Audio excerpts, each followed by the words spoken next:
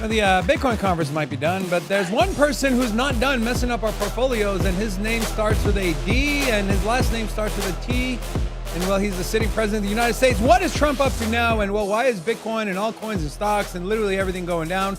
We have a full breakdown on the back of excellent PCE numbers, inflation numbers. We're almost at 2%. Why are there rumors that the Fed might hike rates again? This is crazy. We're going to have that conversation. We have two special guests joining our stream today. One in studio and one via video call. We'll introduce them here in a second. We're going to talk about XRP and why a crown prince of Saudi Arabia is pouring in hundreds of millions of dollars into an XRP reserve and what that means. Where are we at in the markets? What can we expect from price action? Is it going to be another 3 to 4 weeks of chop? Are we going to see a test of support? Are we going to go and make new all-time highs over the next couple weeks? We have that and much, much more on today's episode of SINCITY Crypto. Let's go.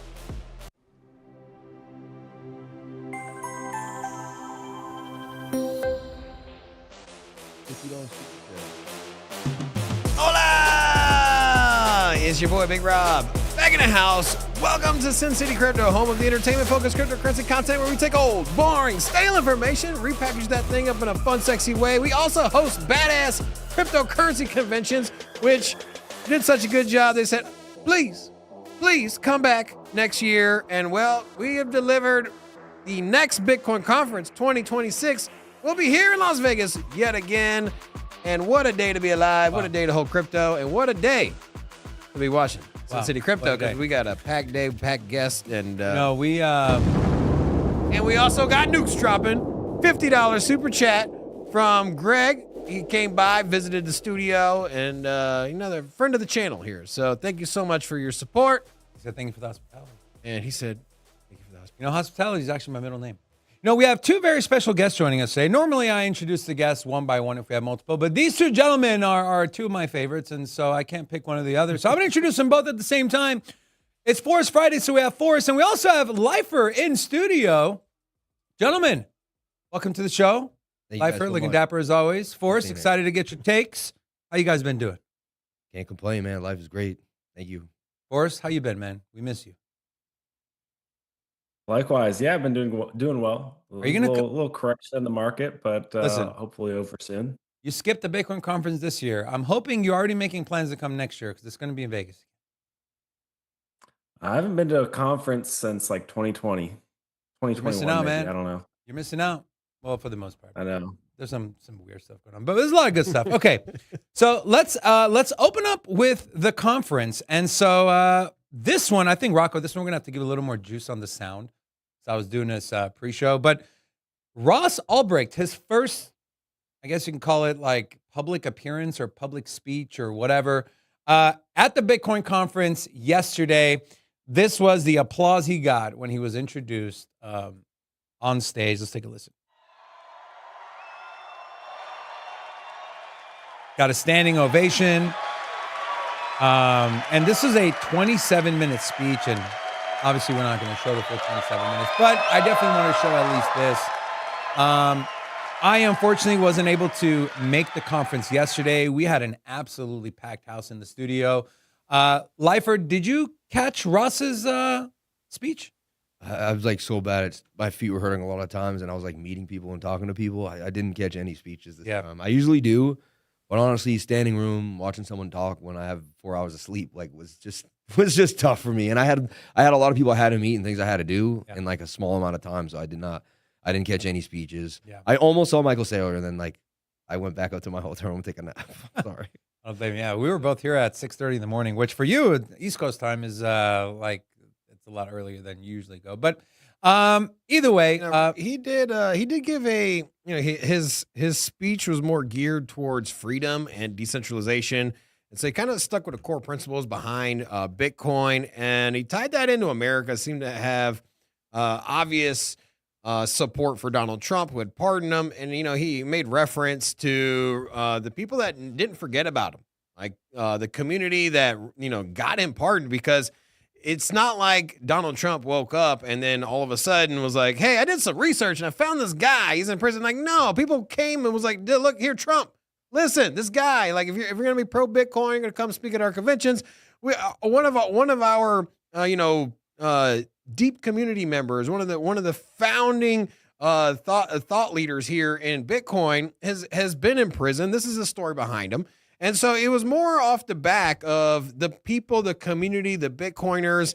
And, he mentioned like getting letters in prison throughout his stint there. So it's basically just is an emotional outpouring of support for the people that stood by him. And then eventually brought to light the fact that like, hey, get me out of here. And essentially just a warm felt thank you. And then kind of just, went and hammered home freedom, decentralization, and America's role in all of that. So it was a very, very warm, touching speech or keynote speech from him. So I'm excited to see more. I'm excited to hear more from him in the future. When did you have time to listen?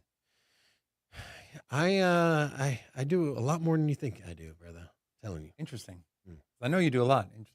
Mm-hmm. Ashley wants to quit again. Thanks for the $10, but no, you can't quit. Also, we got a Q&A open. If you want to ask us, Forrest, or Life, or any questions, drop them in the Q&A. Also, there is a brand new feature on YouTube, and you see the little crowns with the numbers. So YouTube is doing live rankings of the community. And the more you like the video, you chat in the comment section. And you also like stuff like super chats and like super stickers gets you up the leaderboard. So in honor of that, we're going to be giving away $100 to the number 1 and $50 to the number 2. So at the end of the stream, when we call it, whoever's number 1, we'll send you $100. Whoever's number 2, we'll send you $50. We just want you guys to be active in the chat and sort of roll that out as well. Also, I do have a new technique for kicking off the bull market, and it's look no further than the traditional pull the cartridge out, blow, and reinsert. Makes sense. And we get this thing back going. Let's get back to new all-time highs, please, and thank you. Wow. Thanks for that, Robin. Very, very awesome. I do want to share an actual funny meme. So, the Bitcoin conference here, a lot of people taking Uber as well. In case you're wondering, this is what your Uber driver looked like smoking a cigarette after being shilled Bitcoin for 3 straight days. It was, it was a really fun event. And so, yeah. All right. Let's move on. I want to start here. And this is Forrest. You put this post out. And then I'm also, Lifer, I'm going to get your thoughts on this. And Rob, same with you. FTX. So you have 6 bullet points here, Forrest. FTX distributing $5 billion starting today in stable coins, I believe. Correct me if I'm wrong. Trump media raises $2.32 billion to buy Bitcoin. Vivo Power raises $121 million to buy XRP. Now, I do have an article on that. We'll get into more deeper a little later. Weebus raises $300 million to buy XRP. Ripple Integrated Bank being used for X payments, and Dubai real estate being tokenized on the XRP ledger. Forrest, since this is your post, I want to ask you first. FTX distributing $5 billion starting today. That's a big number, but obviously it doesn't mean that it's all going to go into Bitcoin. What's your thesis on where this money lands and what you're expecting from this? Do you think it's going to have any effect on the market? Or, I mean, obviously you do because you put it in there, but yeah, what are your thoughts? You want to expand on it a little more? I mean, it's whatever. I mean, like FTX distributing $5 billion. It's hard to know like what percentage of that's going to find its way back into crypto, if any at all. But it's not. It's probably like greater than 0, right? So it's something. Whether it's like 10 million or 100 million or $1 billion of that 5 billion, like some of it'll probably find its way. So it's not bearish. It's not like people are like getting money taken away. It's the opposite. They're getting given money, and this was money that was previously in crypto. So.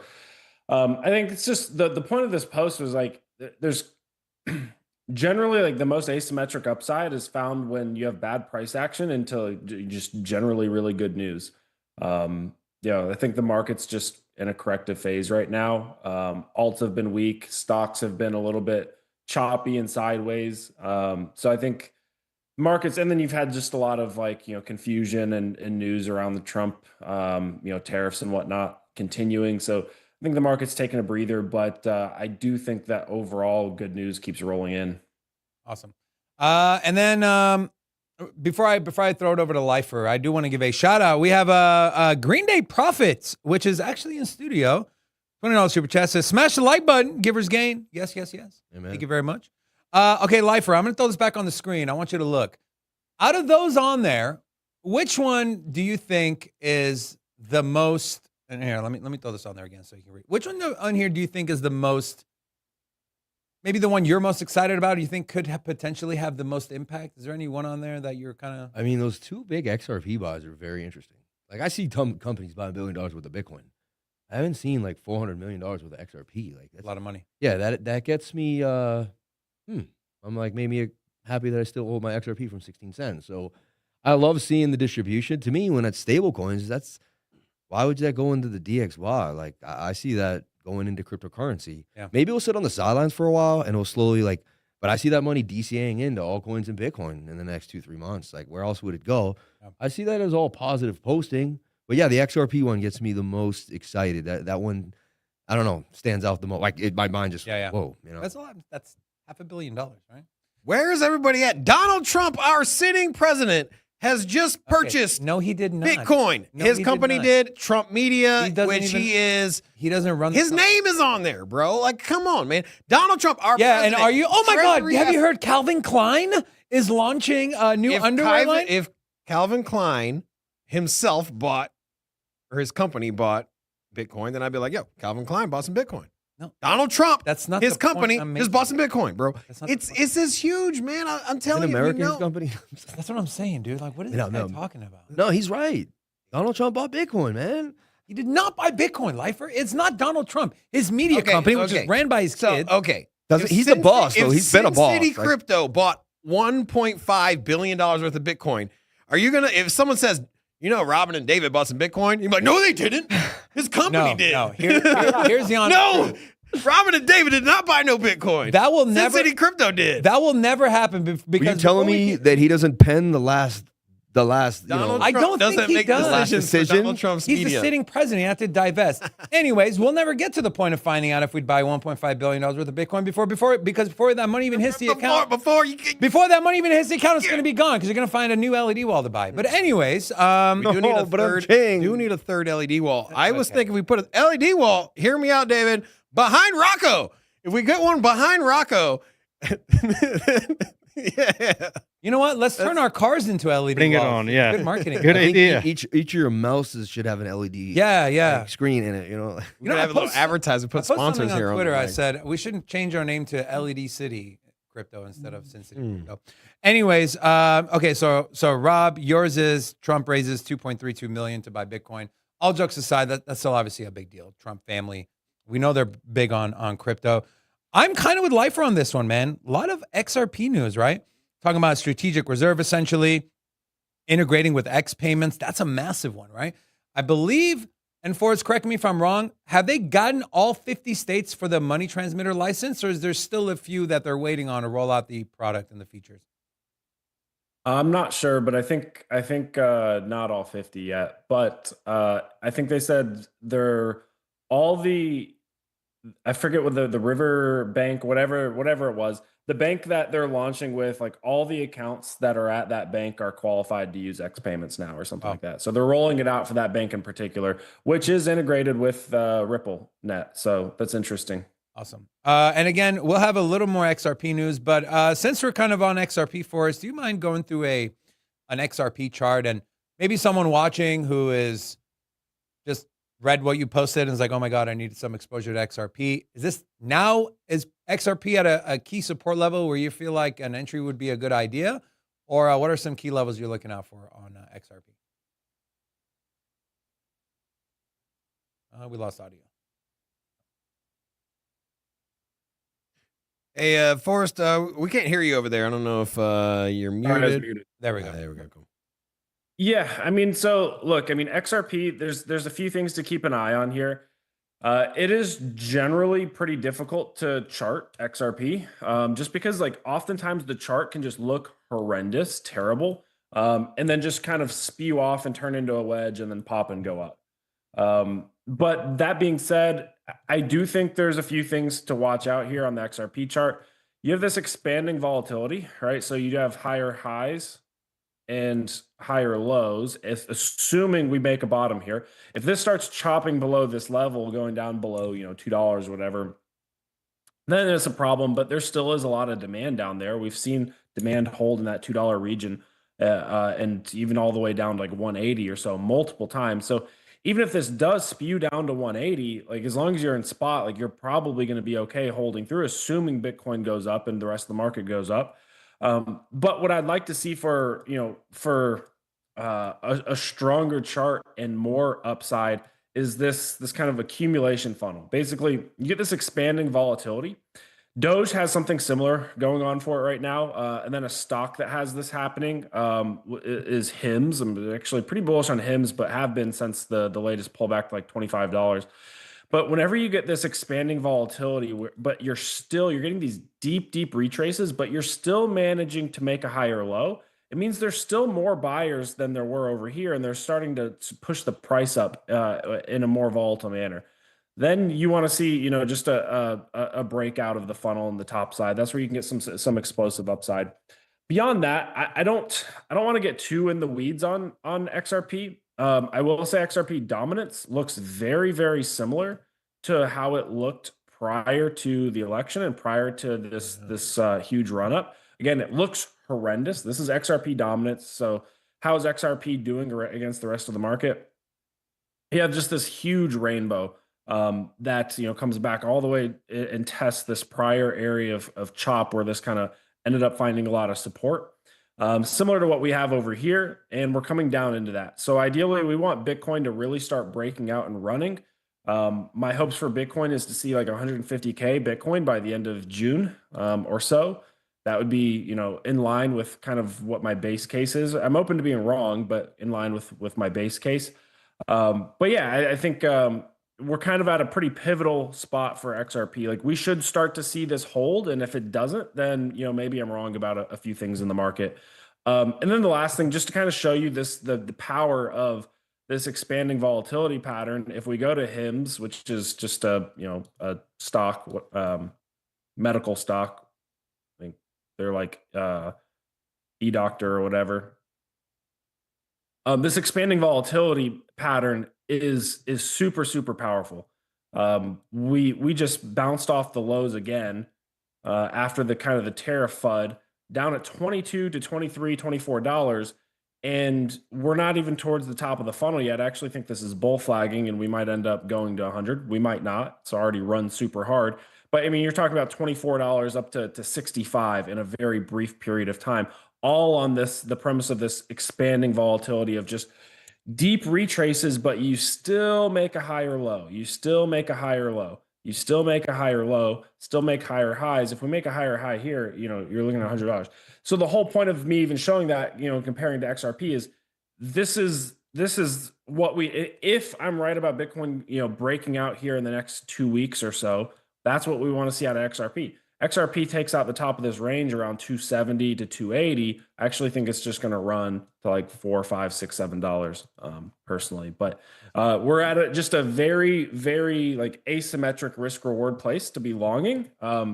This chart looks bad right now, but when you couple the fact that Bitcoin's coming down into support, XRP coming down into a support region, and then you're getting all this bullish XRP news, you're getting a deep discount on a setup that can, you could stop out of this pretty, if you want to put a long position on where we're at right now, right? And even if you're just targeting the top of the funnel, if you're just kind of targeting that like $3 region, you could put a tight stop on this right below prior lows. You could even put a stop, below the 2 prior lows, and you're still getting 6-7 to 1 risk reward on a trade. So I actually do think it's a very reasonable, all things considered, despite the fact that the chart is on the low timeframes trending down, we still have a higher timeframe uptrend. I think it's a reasonable place to add some XRP. And I wouldn't have, normally been saying that, anywhere else on this chart, but we're getting down close to, you could even put it below range lows. If you want to go a little wide, you're still getting 5 to 1 risk reward. So yeah, I do actually like XRP here. I do like, a few other alts here as well. Awesome. Lifer, I know you don't have a computer or chart in front of you, but anything you want to add to what I was just kind of saying? I just keep, honestly, I just want to say something. He's like one of the best. Like, I think I'm a great analyst, I have to say. And when I watch him, like, he's unbelievable, man. Like, I loved watching that. Like, I just loved it. Like, I haven't watched a lot of his stuff, and I've been really busy. I remember how much I love his stuff, man. You're awesome. 100%. Like I actually wanted to go in that trade when he sold me on that trade. Like I see the same thing. Give me your trading account and I'll put it in. I get a 560. I have a 560 target. Like, you know, and Bitcoin could take a pretty deep pullback that will affect XRP. I'm starting to see the Bitcoin could pull back down to like 100K. Yeah. You know, it looks like a 618 on the daily, back to near the 21-day moving average on the 3-day.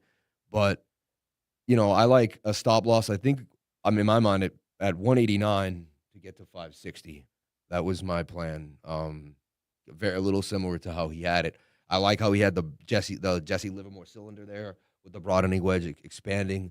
That's very insightful, and like everything he said was spot on. Everyone, like there's no better analysis than that. Like I couldn't have done a better job. Like I might have added a moving average here and there or something, but I'm pretty aligned with what he's saying. You know? Awesome. And you know, my big takeaway, you know, is that the hymns, you know, is one of the I knew how did I know you were gonna say leaders. something? I'm gonna buy hymns now too, man. You know, He's on leader point. of you know, you get generic Viagra from hymns. This is one of the leading distributors of Viagra and ED solving medication. And so, you know, I was doing some research. It's a $2.5 to $4 billion potential market in ED prescriptions. And who leads the way? Well, it's hymns. And so when you ask yourselves, you know, what has better utility? Is it XRP with its $16 billion real estate dealer tokenization of the assets? Well, you know, for me, I think that $16 billion use case and utility is not that big a deal compared to the potential for the ED market here, which is wow. Viagra. So thank you for that amazing breakdown analysis. I like to think to myself, I'm like, which one is a better use case and utility, long-term hold? You know, the potential for Viagra. Okay. And its generic, you know, the generic versions. I swear to God, this has nothing to do. And then you also got tokenization of real world assets, which, you know, you could argue, I mean, how many condos are they going to sell versus how many condoms are they going to sell? Okay. The only reason I'm even bringing this up now is because I don't want to forget. But there's no relation to what I'm about to say and what Robin was saying. But I would like to wish my beautiful wife a happy 13th anniversary. Today is our 13-year anniversary. You got her a new. Give me the. You're gonna need some. Way to ruin my moment. You're gonna need some hymns tonight, babe. Don't listen to Robin. I don't need the hymns. I just need you, baby. I love you. Happy anniversary. That's all I got. Hey, that's a good man. God bless. Yeah, thanks, Robin. Appreciate it. She's gonna be like, Robin's such a douche. I'm like, yeah. I know. I've been trying to tell you for 4 years. You don't listen. I think she's gonna be like, well, maybe he's on to something. Spice up the night, you know? Oh my God. At least Jimmy's having a blast. That's cool. All right, gentlemen, let's move on. Let's talk about Spain and banks and Bitcoin. Spanish banking giant Banco Santander looking to make Bitcoin and stable coins, Bitcoin archive, available to retail clients. Santander, this is massive, 175 million customers worldwide and is the biggest lender in the Eurozone. This is off the backs of JP Morgan Chase. Although I don't like JP Morgan Chase, I don't like that they have to come out and say, we're going to let our customers buy Bitcoin. Like, no, like it's my money, first of all. So thank you, I guess. But it is a trend of what is to come, I believe. 175 million customers, JP Morgan Chase, one of the largest banks, not just in the US, but globally. And really, everyone else is doing this, and this is the road we're going on. I know, Forrest, you and I kind of had text conversations about Robinhood getting into the perpetual futures markets. We talked about how those floodgates are going to open. What kind of impact do all these things do you think are going to have on not just Bitcoin, but altcoins? Because I feel like a lot of people see good news, amazing news. Wow, oh my God. And then they see the price do the opposite of what common sense would tell you that price should do. But where do you see this thing come into an impasse? Is there a subsector of cryptocurrencies you think it's going to affect more? You think it's majority Bitcoin? What are your thoughts and how are you breaking all this news down? Yeah, so I think there is a pileup of really good bullish news in the pipeline. And I mean, if you look at Bitcoin's chart, it's just, I'm not going to pull it up, but you know, anyone who's familiar with the chart, it's just been trending up since 15K. it's had pullbacks and consolidations along the way, but it is trending up since 15K. Like, I don't know what it was, 2.5 years ago, whatever. We were at 15K, the bottom after FTX collapsed. And it's just been in a very steady, strong upwards channel since then. So I do think like the good news is taking effect in Bitcoin's price. It's just Bitcoin has a way of chopping sideways for a long time and then running hard for like a week.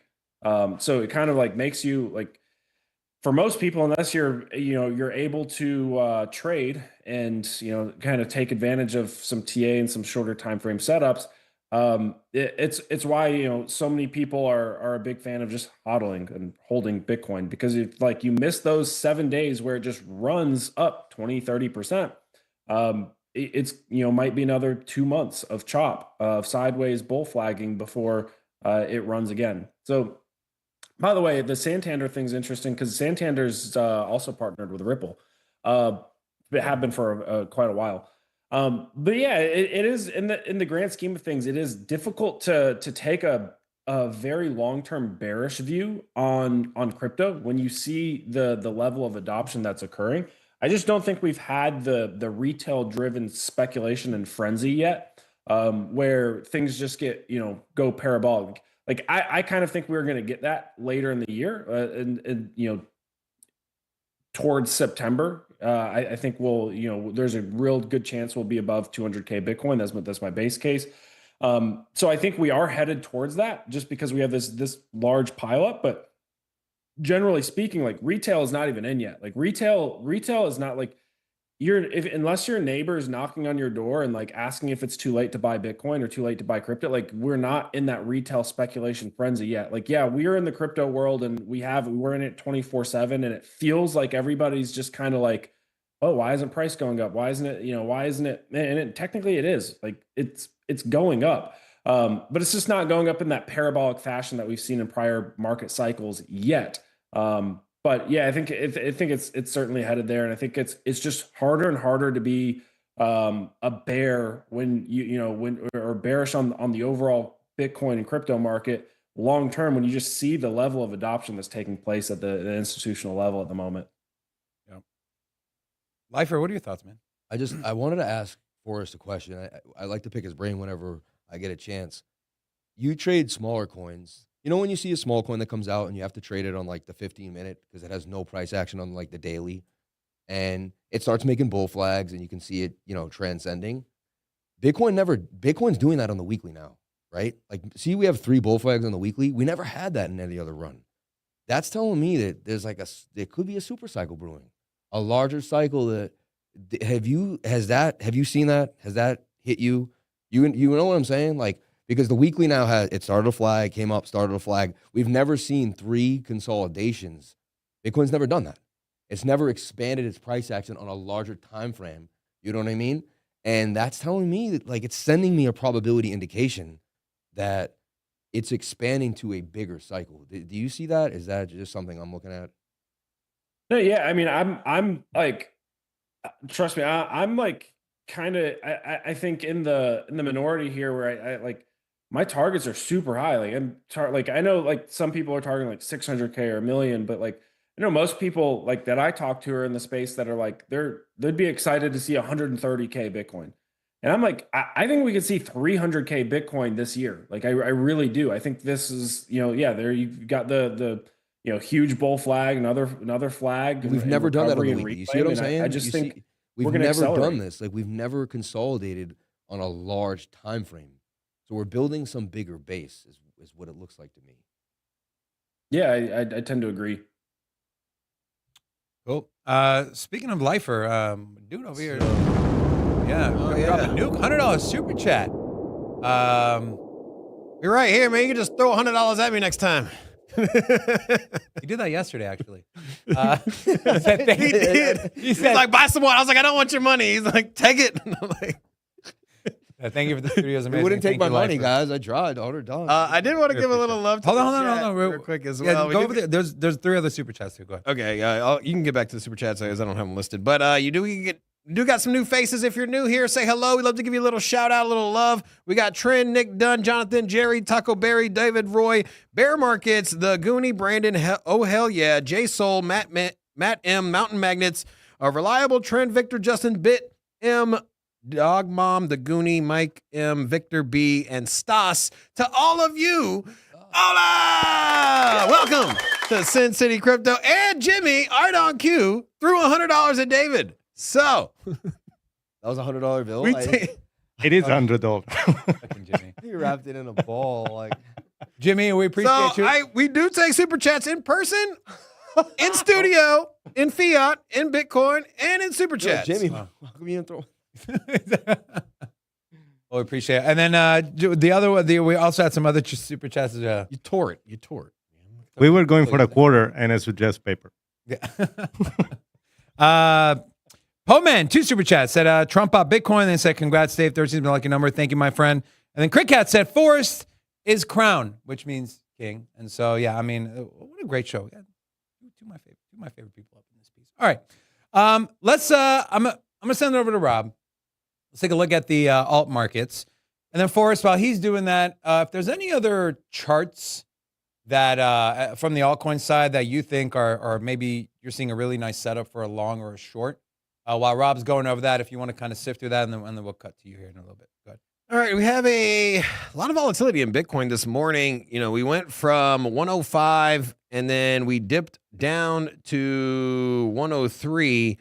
So we started 24 hours ago at a 106. So a little bit of a rebound here from 103 up to 104.3. Getting into the altcoin markets, the biggest gainers today, Kronos, one of Big Rob's favorites here, up 4% on the day. Not a lot of green in the altcoins in the last 24 hours. I think it was it 21 shares or Canary? One of the ETF filers just filed for a staked Crow ETF. Oh, really? Yeah. That's why the price is moving. I missed that one. All right. So, you know, what's going on in the markets? You do see the NASDAQ down 1%. We saw it down as much as 1.3% today. So a little bit of a pullback in the traditional market, the indices, particularly the NASDAQ, which we think is having a negative correlated effect to the crypto markets. But to take a look at what's down today, a lot down, more than 10%. Going down the list of the top 100, you got Athena, Fartcoin, Arbitrum, Floki, also Radium, Bonk, Optimism, Pancake, all down over 12%.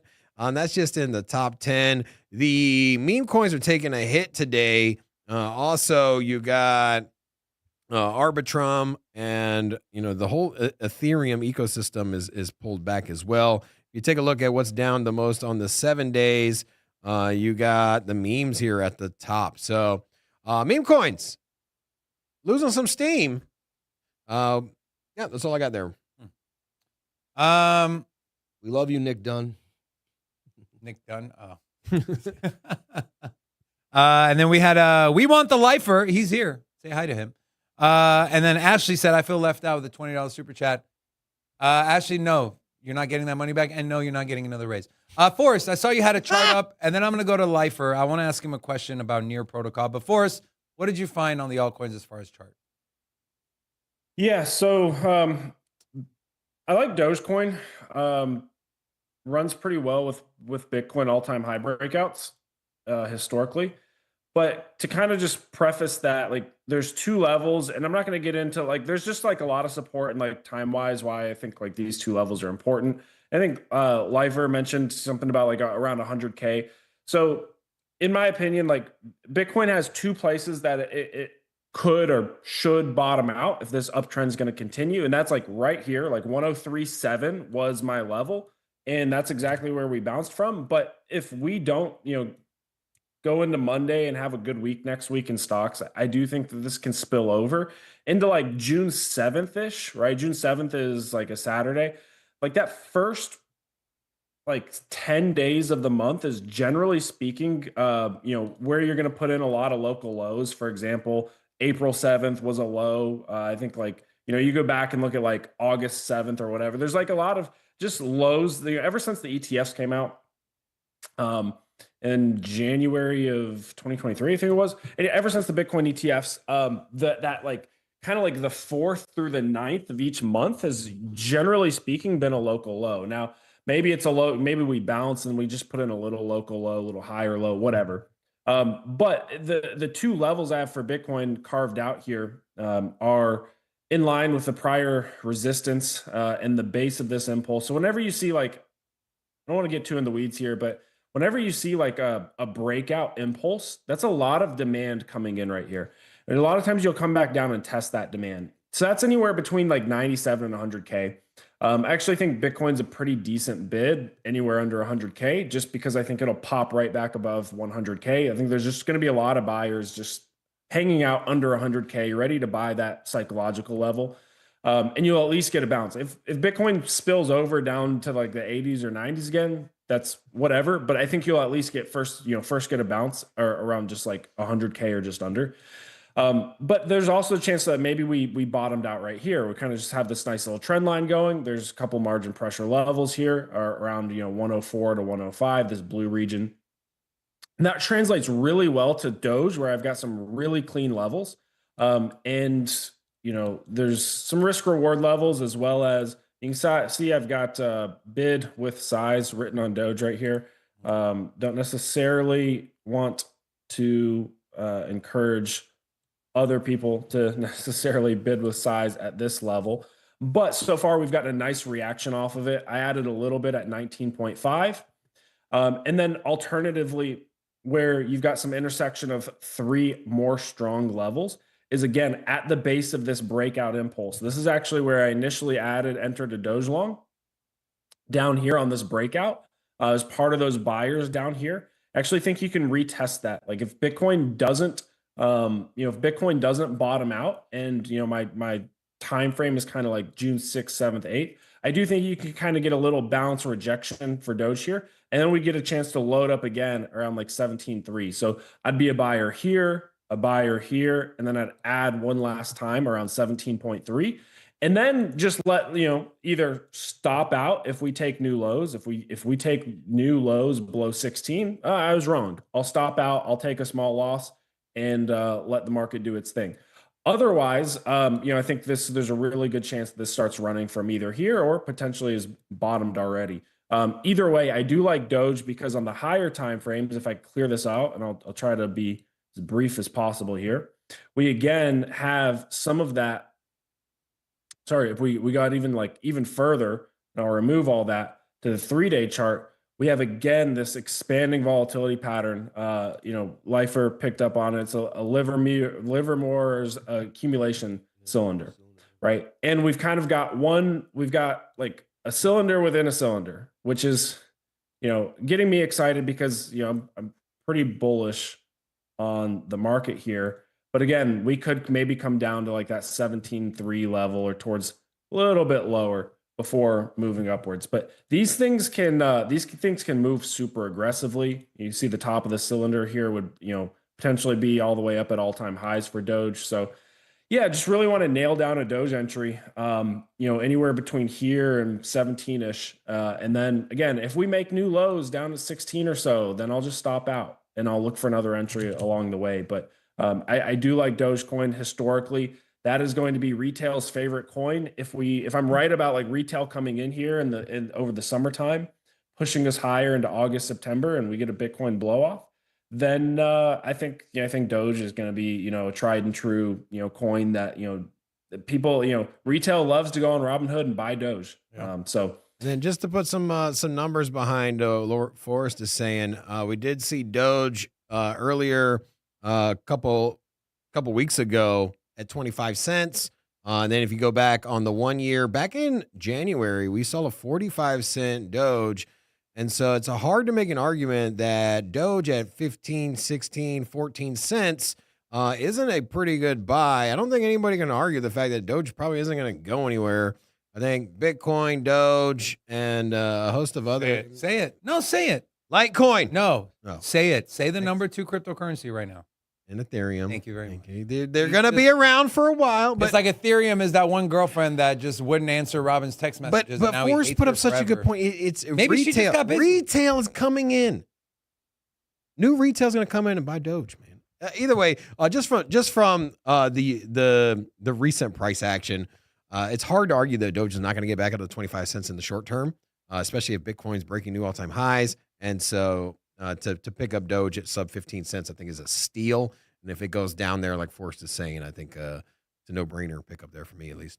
Stas really wants you, Lifer. Said we want Lifer, and then another super chat said we demand Lifer Jupe TA. Lifer doesn't have a computer in front of him. And Stas and Jupe, man.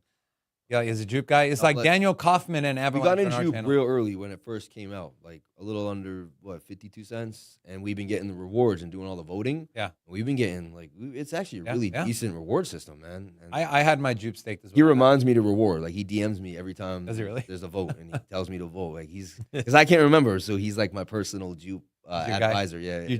Jupe visor. I never miss a vote because of him. Lifer, I know you don't have a computer in front of you or charts in front of you because I got one in my mind though. You got in your one. I want to ask you. You know, Rob was going through the biggest losers of the 24-hour, the 7-day, and Near Protocol caught my eye, and I was having this debate or conversation either earlier this week or last week about maybe throwing the towel in on Near.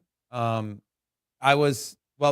I'm almost at my cost basis of where I got in, and so what are your thoughts like speak on it from a technical or fundamental standpoint? Are you still bullish on Near? Like, are you like if I were to come to you and I said, "Hey, man, I want to dump my Near," like, what would you say to me? Yeah, I personally own Near. I started buying it like DCAing in the bear market. I believe 180, 220, like 250, maybe my biggest buy. And I did sell the entire position. I believe a little over $6. It crashed back down, and I felt like I should buy more. I only sold the position because I could tell that March. That was one of the coins I actually got out. A week after March 17th and that high, where we had that huge. We really had an altcoin season. No one really talks about it. In 2023, it started in October and it ran into like January. I saw like multiple 100x coins, 50x coins. The that Rio coin went from like pennies to a few dollars. There was a lot of crazy run-ups, and I personally like the fundamentals of Near. I can't recollect personally, but I feel there was an ETF. You're absolutely right. It was like 10 days ago too. You're absolutely right. Yeah. Sorry, Rocco. I went from black background to white background, but this is what Lifer's talking about, right? Bitwise seeks SEC approval to launch spot Near ETF. This was an article posted on May 7th, so just 23 days, 3 weeks ago. But is that enough for you to remain bullish? Like, the one thing about Near is it doesn't get like, you don't see tons of tweets about it. Like their marketing isn't. It's been very quiet. Exactly, but it's all boats rise with the tide. I believe when we're going to get a pump, they got a good team, good fundamentals, there's a solid group of people behind there. And it indirectly will move behind Solana, I believe. Like once Solana moves, the money will trickle down and you'll see Near. I'm probably going to bounce out around if I can, anywhere above $5.50, $6 again, just take a 3X from where we're at. And again, it's not a huge position. Yeah. You nailed it there, as far as the team, what they're building, the technology, it's all there. It checks all the boxes. I just haven't seen the headline articles. I haven't seen the big partnerships, at least not to the same degree that we saw last bull market. Yeah. The last bull market, there was a lot of discussion around like, hey, Near is doing this, Near and AI. And so that buzz has kind of subsided, and so I think that if the community just kind of comes in and they make maybe all it takes is this ETF and maybe one big headline partnership, kind of get the ball rolling again, because we know that once you get one bullish article or news or partnership, they usually more come around. And then other companies are like, hey, what's going on over there? Or competitors using Near or a blockchain, and so let's get exposure ourselves as well. And so I don't know. I think that's the only thing that's really missing. That. Can I use your community to farm some data? Yeah. I wanted to ask them, BRC20 got big and it ran up. Do they think BRC20 is going to make a comeback? Or was that just like an experiment? You're talking about Bitcoin or Stacks. Yeah. What was it? Alex Coin. And there was just, Ordinal. And like there was a huge run up. Like, Red pill, it was like Red. It was like an app that you could use, Orange Pill or something like that. Oh, yeah. Orange Coin. Are we going to get a run back up in BRC20, or do you guys think that is a dead narrative? I think Bitcoin DeFi is going to be one of the bigger narratives, in my opinion. Now, the question is going to be, here's my biggest sticking point, is if you're trying to convince the Bitcoin hodler to put their money to work for them, how are you going to do that? Because the majority of them, like, I'm not letting anyone touch. Now, We did have a gentleman by the name of CJ from this project, People's Reserve, and what they're doing actually sounds like something you can pitch to someone. Maybe not the, as Michael Saylor says, triple maxi, but the person who's like, yeah, I saw Celsius, I saw BlockFi, I'm not doing that, I don't care. You keep custody. The only time it gets liquidated if you don't pay it back, not because of volatility and price action. They make their money by charging you the interest rate you would pay at a bank anyways, except you don't need credit. So I'm not going to get through the whole thing of that. And it's custodied in multi-sig, which you're part of. So that makes more sense to me. But if it's another layer on top of Bitcoin and there's a bridge and there's some sort of centralization, I think the big scare, the part that I think scares the maxis or people the things that call into question is that you talk about Bitcoin maxi. What do they always reference when you talk about scalability? It always goes to, hey, you got Litecoin, you got the transaction. Litecoin doesn't have a token, doesn't have its own coin, and I think the things that might rub Bitcoiners the wrong way is if there's an underlying token. So when you mention stacks, maybe people are just a little uneasy with it because they're like, hey, you know what? With stacks, you also like have a token behind it, and so you do got decentralization, but I mean, at what cost? Pull up stacks. Like, let's take a look at stacks here on CoinMarketCap. Where is stacks on the? Here, I can pull mine up. So let's find stacks on CoinMarketCap. And this is one that I was super bullish on. Chainlink is at number 31. Oh my God! I was like, there is zero chance that Chainlink is at 31. That's because I had it sorted by percentage game. But okay. So what we're looking for, stacks, right? Stacks was when I was bullish. Now, stacks reminds me of maybe a little bit like Polygon. It came out, utility, wow. It was really one of the only ones doing it and doing it efficiently. And then everyone started doing it. And Polygon just trickling down to zero. I feel like stacks is kind of similar, right? I just think the banks are gonna spearhead Bitcoin DeFi. I think that's more likely what we're gonna see. Okay. I think that I'm that sorry, Robin, Bitcoin DeFi, but I don't think Bitcoiners are gonna go with banks. But then again, the average person, Bitcoiners are not gonna go with banks. I 100% agree with you, but I think Bitcoin DeFi is gonna serve the masses that are outside of Bitcoin maxis. I think that people that are using checking accounts and credit cards, the same way that like little by little, more people use Zelle, right? 5 years ago, not very many people were using Zelle. We know that Zelle is run by the banks. Zelle didn't exist. Exactly. And so it's becoming more and more normal. It's something that everyday people are using, right? What you're going to see is that the same ease and functionality and speed and the cost is going to also happen with Bitcoin, and that's going to be run by the banks. And if you don't think that the banks aren't going to profit off of efficiencies and then tax the end user, you're foolish. If a wire transfer costs $50 to go international from the US over to Europe, then you can say, hey, it only costs $5 using this network, which at the end of the day doesn't do there's no difference to the end user.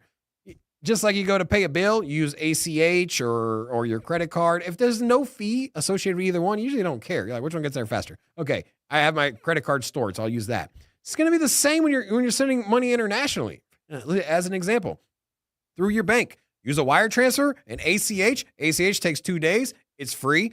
Wire transfer takes 3 days, costs money. Or use stablecoin network and it costs $1 and it'll be there in 2 minutes. That is going to happen with Bitcoin, and DeFi will live through the banks, and that's how it's going to get mass adopted. I am so sure of it that they're going to, man. Also, like, no one talks about how fast the Lightning Network has gotten. Yeah. Bitcoin is faster than it ever was. Just no one mentions it, and they're going to expand on the Lightning Network, and it's definitely. I think you're spot on. Yeah, it's. They're not going to let us take their market share. They got that. No. They want the money. It's an interesting question, Lifer. I'm curious to get Forrest's thoughts on this. What's kind of your general thoughts, Forrest, on the conversation here, but also... Did he look at the ordi chart? I don't want to... Do you want him to look at it? Yeah, I just want to see if he sees could it actually live again or is it dead? Yeah, Forrest, if you don't mind. Oh, it's ORDI? ORDI, yeah. And then also, Forrest, I would also love to get your thoughts on this whole Bitcoin DeFi conversation. And is it going to take someone to convince the maxis, or you think there's more people out there that'll be willing to do it than the long-term hodlers?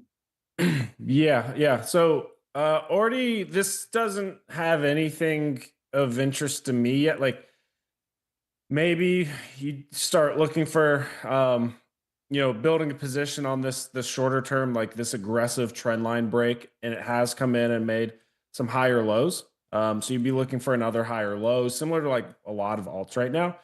But again, this does have room to come all the way back down to a deeper retrace, right? On something like this. So I don't know if this is bottomed out yet or not. Maybe it bottoms out here on this prior resistance and holds. Maybe it comes down. So this isn't something that I'd personally be trading yet. It's just like, it's not strong enough yet for me to really want to be building a position in it. And I just don't understand the narrative well enough. But that's not to say that like, if like Bitcoin where it's at right now under prior all-time highs versus when Bitcoin's at 200K, all of a sudden it gets a lot more frothy. And these type of narratives just tend to do a lot better in that type of market circumstance. But yeah, for me, I just don't see anything yet that's making me want to scream buy. Maybe you get a little bit of a inverse head and shoulders there. I know I'm kind of drawing that sloppily, but that's cool. Nothing yet for me quite yet. If this came all the way back down to the base and you are really wanting to build a position here, I think you could take a stab at this level. I think that's like $7.60, right? And hope that it kind of builds this inverse head and shoulders and starts, coming back up and undoing all of this. So I mean, there's something there, just not personally for me. As far as what I'm bullish on and what narratives I'm bullish on, just go to the Ripple website, go to their solutions. I'm bullish on payments, custody, and stablecoins. Right? Everyone knows stablecoins are getting much bigger. So bullish on stablecoins. Custody, you have all these Bitcoin treasuries. Now you've got Ethereum treasuries. The company came out like they raised $400 million to have a strategic Ethereum reserve. Yeah. Now we've got two companies that are doing strategic reserves for XRP. Right, so that's custody. Like they've got a custody at crypto. You've got the ETFs. You've got BlackRock. Like people, like if crypto gets bigger, people have to custody it somewhere, or they can self custody if you're an individual. But like if you're a company, managing the operational security of crypto reserves is quite difficult. So you outsource it to a company like Ripple or Coinbase. I wasn't even aware of Ripple and custodial service. It's really interesting. Yeah, they acquired a big custodial. I forget the name of it, but they're a big custodian now. They acquired a business there, and then payments. Right, and this is kind of what you guys were talking about. doing payments. And Lightning Network. But I also think that Ripple's going to be big in the payments. Like I'm so just stupidly bullish on, I hate to be the person that like every time somebody brings up, and I wasn't always like this. I wasn't like this until like 2 months before the election. I started like saying Ripple. But yeah, I'm like very, very bullish on XRP and Ripple and like the three core competencies that they have. I think they're right on track. Maybe I'm wrong. Wouldn't be the first time, but you weren't wrong when you were on our show week in and week out, beating the XRP drum right prior to the breakout. And we're not talking about a XRP maxi that has been on our channel for years, just saying it's gonna come, and then it finally breaks out. Like I told you, like yeah, you've been telling us for this whole time, but no, you literally started beating the drum right before it took off. I mean, we were doing our crypto almanac. And we were like, hey, is there something you're interested in? And you were like, hey, 2025, because we're doing the almanac for 2025. We were like, hey, what are you bullish on for 2025? And you put out XRP deep dive. I mean, we got the article sitting here in studio. It's like a six page breakdown. You gave us that back in when was it, like September of last year, and I mean, when did we get the breakout? Yeah, it was in November.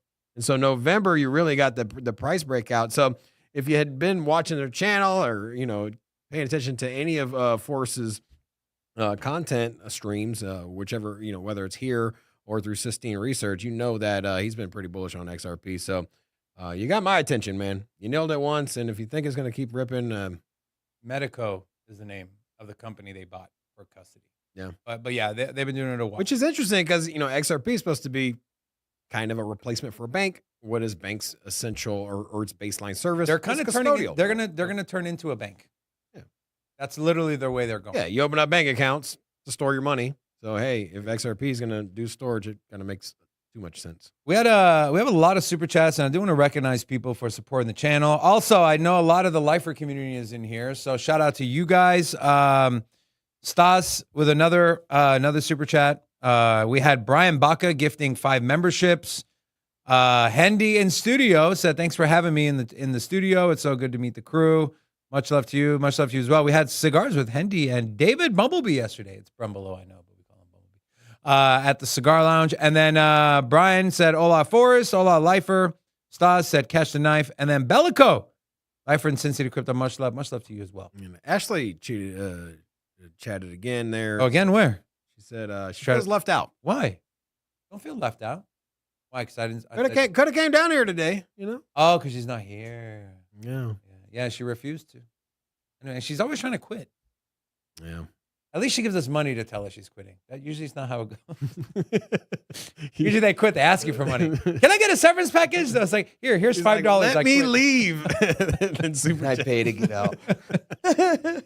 Okay. I do want to touch on this. So this is important. This is more macro. So the reason why the markets are in shambles, well, shambles is a big word to use, but the reason the markets are down is, Trump is back behind the keyboard, or whoever writes for him. And, I'm not going to read this whole thing, but pretty much said, hey, I gave China a lifeline. They messed it up. Now I'm not going to help them out anymore. They violated the agreement. Everyone went into panic mode. Futures opened down a lot. And then we have this. Now, the good news, I guess, Trump won't reimpose 145% tariffs on China just yet, which maybe allowed the markets to not dump it. I feel like the dude is like, he's like, you want to see what I can do to the markets? Here, check this. Even that line is such manipulation because it's like, yeah, I'm just it's like, basically a symmetrical triangle when you read that title. It's like, every, we might bring you up, but we might bring you down, It's like I'm surprised we haven't tracked his crypto wallet on Hyperliquid yet, because I'm sure the dude's over here. But yeah, I mean, we're in a volatile time with a volatile president. Sometimes if you're in a position, it might go your way. Sometimes it might go against you. But that's off the back of some bullish macro numbers, right? So April PC inflation, which is the Fed's preferred inflation measure, falls to 2.1%. So we're there, 2%. That's our target goal. Okay, Jerome, we're here. 2.2 is our expectation. We came in at 2.1. Core PCE fell to 2.5, which is in line with their expectation, 2.5. Now, PC is at the lowest level since 2024 in September. All eyes are on the Fed. And then you look at the super core. How many freaking ways are there to exclude certain data points and look at a number certain ways? There's only so many ways you can dress up a pig without people realize it's still a pig. But super core PC turns negative for the first time since COVID. The Fed now is dangerously behind the rate cut curve. I want to keep this a short round robin. I'll start with you, Robin. You think this is enough for the Fed to go? What do you think? I am not sure. Something's going on back there. Oh my God. So Donald Trump did meet with Jerome Powell in person or face to face, had a conversation. He summoned him. And apparently he threatened him. He said, look, you need to cut them rates. Okay, where did you hear that from? He did meet with him. I know. They had he threatened him. That's Robin's. Okay, just like your old 70s. But supposedly, or what's coming out of their face-to-face meeting was that he was saying that, like, hey, you should lower rates. Like, what are you doing? Cut some rates. So that, I guess that was the crux of the conversation. But Lifer, thoughts on Trump, macro data, Fed cutting interest rates? What do you think?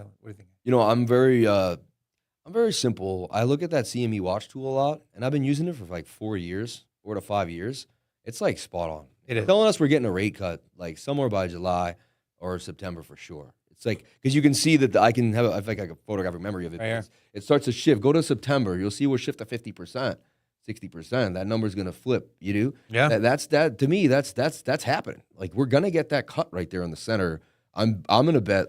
I got like a strong bet on that idea. So That's only a 25 basis point rate cut It's in fun, September, which but is still 3 months keep away. going up and get us to December. You see, we're going to get 2 cuts this year. Is that's what I see happen. See, and as that number gets further towards the left and the bars get bigger, our percentage gets higher. This thing has been spot on. I know it's like, oh, just trade what you see in a bar. Obviously, I'm going to use TA. I'm going to work with it, and I'm going to find my parameters. But man, this thing is pretty nice. And when they do that, people are going to get free money at a cheaper rate.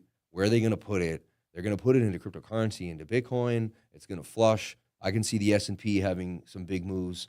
And I even see gold getting, like, what gold's doing is it's stealing market share, but then sending it back in, stealing some market. It's almost like how, people used to buy Bitcoin and then buy altcoins. Yeah. Gold's like kind of doing that to the traditional market now. I'm like, it's good, but and I see people using gold for a second, but then they know there's a better, Bitcoin is better. So I think gold is siphoning money out of traditional markets whenever we see fear, but that money is eventually leaving gold and going back into Bitcoin. Not just that, Lifer. There's $7 trillion sitting on money market funds that once the Fed cuts rates, that money's going to move. How about the M2 money supply? We follow it every time. It skyrocketed. It looks like Bitcoin will follow it. It's There's a lot of potential bullish macro factors. And then lastly for us, I'll kind of get your thoughts on volatility of Trump, the PC numbers, the Fed. Is the Fed dangerously close to falling behind? What are your thoughts on the whole macro there for us and what it could mean for Bitcoin? So I've been saying that inflation is going to fall and keep falling for a while, but May is the first month that we're seeing it tick up, both in trueflation. So May, it's May 30th, right? So we won't actually get inflation numbers. So those inflation numbers that we got, I believe, were for April. So we won't get May's numbers until like mid-month next month. In June. I actually think inflation will tick back up. Maybe in response to the tariffs, but also just you have some like year-over-year price increases in oil. But overall, oil's still staying pretty cheap. That energy prices, particularly oil, is in my opinion the biggest driver of inflation. So there's no spikes yet that are alarming. As far as what we see with the Fed funds rate, I think it's a more complicated picture because it's Treasury, like the U.S. just doesn't have any buyers for treasuries right now. Like if you look at yields, if you look at like the 10-year or the 30-year, both of those yield charts look very bullish, right? Which would indicate like rates going higher. So the Fed could always intervene. You could always get like the Bessent or whatever buying back treasury. Like there's things that can happen. We could print or whatever. And there's your bull case for like QE, but. I'm not sure. I'm like, as far as like the charts go and Bitcoin goes, I think either direction for rates is going to be bullish for Bitcoin. If we get rate cuts and money flows out of money market funds and you get some QE, then I do think that's good for Bitcoin. But I also think like the more scary case is that rates go up. And if rates go up, I actually still think that that's bullish for Bitcoin because that means money is moving out of treasury bonds. Yields are going up and money's going to be then moving into gold and Bitcoin. Your high risk stuff, right? Like your meme coins and your low cap stocks is what, does poorly, particularly when, if we get the higher yield scenario. So I'm actually like, I don't know. I'm open to both scenarios, but as far as inflation goes, I think we'll get a small tick up in May, that we'll see in a couple weeks. And from there, I don't know. We'll see what oil does. But so far, so good. I don't think there's any we'll get a small tick up, but I don't think it's anything that's going to be like alarming yet. Awesome. Don't forget that. We're going to win so much. You may even This is get still tired coming. of winning, and you'll say, please, Still coming. Please, it's too much winning. Too we much. can't take it anymore. Mr. President, it's too much. And I'll say, no, it isn't. We have to keep winning. We have to win more. We're going to win more. We're going to win so much. We're gonna win so much, guys. Can't believe that was real. Yeah. All right. It is the end of the show, and we said that on the new YouTube community feature with the crowns, we were going to give $100 to number one and 50 to number two. Well, guess what, Jimmy? You're getting the $100 you gave us back because you're number one. And Brokioshi's number 2. Don't ask me how they rank. I see the top like 4 are the same XP. This is on YouTube. I'm going with the numbers. And so, Brokioshi, I'll reach out to you to send you $50 in USDT. Jimmy, you can have your crumpled $100 bill back. Congrats to you. Damn it. I was going to buy water with that. How'd you figure out who's who? Is there like you were seeing another? Okay, listen. So look. I didn't know this. This was starting today, and I didn't even. I get to do this tomorrow. I'm so excited. Yeah. It's a new feature, and it entices the community to be active in the chat. And so love that. Yeah, so like it kind of shows you like what's behind the XP. And let me see if I can make this bigger, which of course it's not going to let me. But it's how Ashley's number 3. Yep. Pop it out. Jimmy's number 1 there. Yes. So the more they chat, like super chats, super stickers, like just talking, liking the video, it gives them XP points and it adjusts the rankings. Yeah. And so it's a way for you to see as a content creator who's the most so cool. impactful This is really viewer. cool because like so people get competitive. They can be like, no. Yeah, like, because community gets crazy with that. We always try to do giveaways and give back to people, but we're always stuck like, well, how do we make it fair? And so I think this is great. And so yeah, Did you have to turn that on? Or? No, it's just automatic. Yeah. Interesting. So yeah, I didn't see it today though. I saw it yesterday. Maybe you do got to toggle it on. Maybe it's like I toggle everything on our YouTube. Maybe it was something that was in beta that I toggled on. The video while you press We'll take a look at your stream lifer. What are you guys up to back there? Hey guys, I don't want to impose. I feel a little pressure back here. Yeah. So, but somebody here want to open the club. Is it Jimmy? All of Only them. if we can keep your $100, Jimmy. All right, fine. Go, Jimmy. Go ahead, Jimmy. Go ahead, Jimmy. Yo, this is the place to be. I'm telling you right now. If you're not in SINCITY crypto right now, man.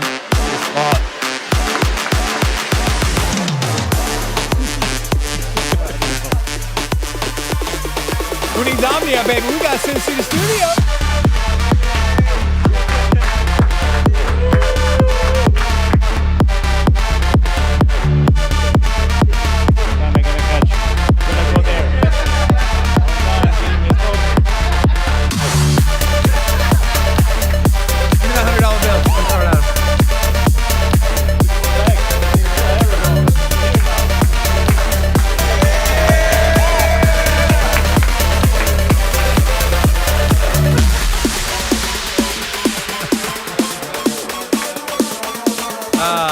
What a good wrap up to the week. Bitcoin Conference, Bitcoin 2025. What a success. Thank you for everyone that came out here and visited, all the creators. Thank you for Lifer. Thank you for Forrest for joining us. Thank you for Billy, Jimmy, Craig, Hindi, everyone else that I haven't listed. It was great to have everybody out here. We're doing it again next year. Thank you, David, for hanging out with me because I know I was like, oh my God, we got so much on our plate. So I appreciate everything coming together. Thank you to Rocco. Bitcoin Conference was a massive success. We're going to do it again next year, 2026. Come join us next time. Go ahead, Tornado. You did my outro. Go ahead, Tornado.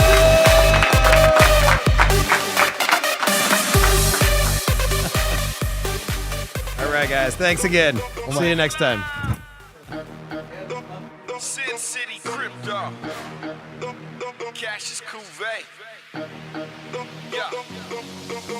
SINCITY Crypto. Everybody know we here for entertainment and info. Gonna show you how to get that big dough. So every day stay tapped in for big facts, no capping. With Bitcoin, if you're in, then you win. We divide the pie with no fraction. It's Big Rob, David. I spit the game, but they gave it. Name the coin, it's your favorite. I got dry powder, why save it? To the OGs, new beginners. Special shout out to the well members. Buy a dip, sell winners. Ain't really nothing you can tell sinners. Tune in for the latest new flavors. They gonna teach us mean coins. They polarizing like barbecue chicken pizzas. I laugh with a major grin. Laggers, we trade them in. Baddies, they came to sin, and sinners go